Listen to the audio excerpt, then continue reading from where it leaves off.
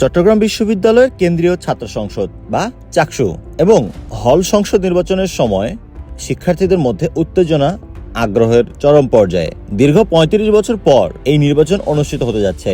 মোট ১১৬২টি মনোনয়নপত্র বিতরণ করা হয়েছে, যার মধ্যে কেন্দ্রীয় ছাত্র সংসদের জন্য ৫২৮টি এবং হল সংসদের জন্য ৬৩৪টি। মনোনয়নপত্র জমা দেওয়ার শেষ দিনে ১৮ সেপ্টেম্বর প্রার্থীরা সক্রিয় অংশগ্রহণ দেখিয়েছে। কেন্দ্রীয় সংসদের জন্য ৪২৯টি এবং হল সংসদের জন্য ৫০১টি, মোট ৯৩০টি পত্র জমা পড়েছে। অর্থাৎ ২৩২ জন প্রার্থী যারা মনোনয়নপত্র নিয়েছিলেন তারা শেষ মুহূর্তে অংশগ্রহণ করতে পারেননি। মনোনয়নপত্র যাচাই বাছাই হবে ২১ সেপ্টেম্বর।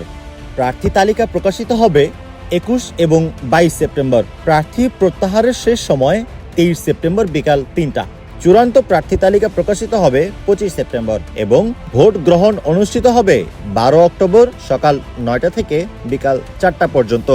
এই দীর্ঘ প্রতিক্রিয়ায় শিক্ষার্থীরা নিজেদের সক্রিয়তা ও রাজনৈতিক অংশগ্রহণ দেখিয়েছেন। তবে প্রশ্ন দেখা দেয়, যারা মনোনয়নপত্র দেননি তারা কি নির্বাচনে অংশ নেবেন না? এই নির্বাচন কি সত্যিকার অর্থে ছাত্র রাজনীতিতে সচেতনতা এবং বিশ্ববিদ্যালয়ের পরিবেশে পরিবর্তন আনতে সক্ষম?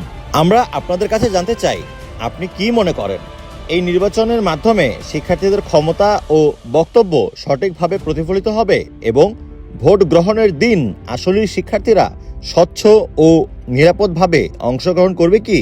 আপনার মতামত কমেন্টে জানান এবং এই গুরুত্বপূর্ণ নির্বাচনের ভবিষ্যৎ নিয়ে আমরা একসাথে ভাবি।